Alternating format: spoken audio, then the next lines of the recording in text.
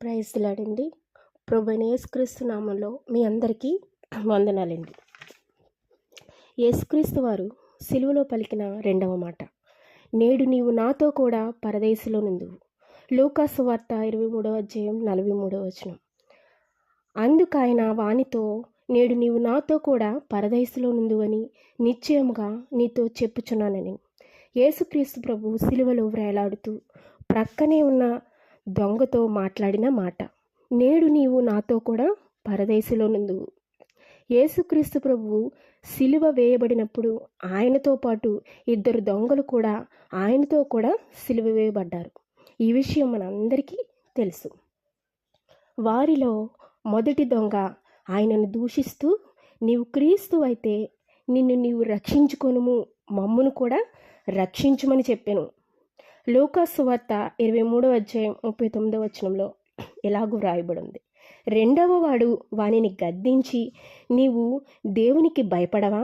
మనకైతే ఇది న్యాయమే, మనము చేసిన దానికి తగిన ఫలము పొందుచున్నాము.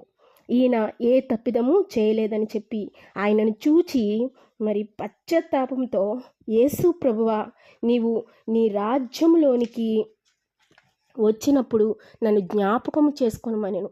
అందుకాయన వానితో, నేడు నీవు నాతో కూడా పరదేశంలో నుందువని నిశ్చయంగా నీతో చెప్పుచున్నానెను.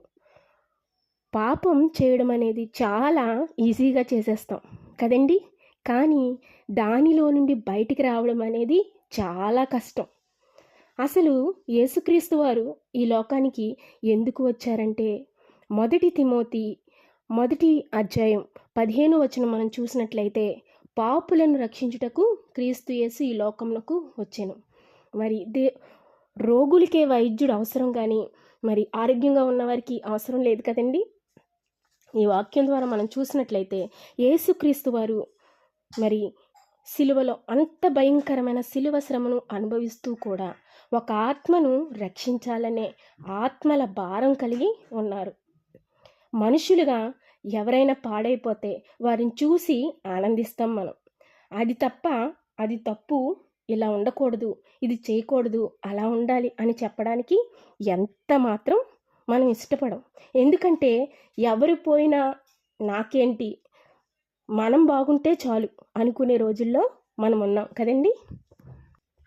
ఒక దేవుని బిడ్డగా అది ఎంత మాత్రం మనకు తగదు. యెషయా గ్రంథం 53:9 మనం చూసినట్లయితే, అతడు మరణమైనప్పుడు భక్తిహీనులతో అతనికి సమాధి నియమింపబడెను. ఇది ప్రవచన నెరవేర్పు. కలువరి సిలువలో అంత బాధను అనుభవిస్తూ, ఆయన శరీరంలో గాయమే లేని స్థలం అంటూ ఏదీ లేదు. ఆయన శరీరం అంతా నాగలి చేళ్ల వలె దున్నబడింది. నిలువెల్లా నలిగిపోయిన శరీరంతో ఆయన శరీరంలో ఆఖరి రక్త బిందువు వరకు మన కొరకు చిందించి అంత బాధను అనుభవిస్తూ కూడా ఆత్మల భారం కలిగి, నేడు నీవు నాతో కూడా పరదేశంలో ఉందువు అన్నారు. మనకి ఎక్కడైనా శరీరంలో చిన్ని ముళ్ళు గుచ్చుకుంటే ఎవరైనా ఏదైనా చెప్తూ ఉంటే, ఆగరా నా బాధ నాదంటారు కదా. మనిషిగా మనకున్నటువంటి నైజం అది. కానీ దేవాతి దేవుడు అంత భయంకరమైన సిలువ శ్రమ అనుభవిస్తూ కూడా ఒక పాపి పశ్చాత్తాపంతో మాట్లాడిన మాటకి ఆయన స్పందన ఎంత, ఆయనకి ఎంత క్షమ. ఈ లోకంలో మనం జీవిస్తున్నప్పుడు ఆయనను వెంబడిస్తున్న మనం ఎన్ని కష్టాలున్నా, ఎన్ని శ్రమలున్నా, ఎన్ని బాధలు మనకు ఉన్నప్పటికీ ఆయన ఏ భారానైతే మనకు అప్పగించారో దానికి కట్టుబడి ఆయన సువార్త భారం కలిగి ముందుకు వెళ్ళాలి.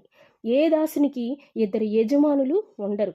ఒక యజమానుని దగ్గర మనం పని చేస్తున్నప్పుడు నమ్మకత్వం కలిగి పని చేసినప్పుడు మనకి మంచి బహుమానం పొందుకుంటాం.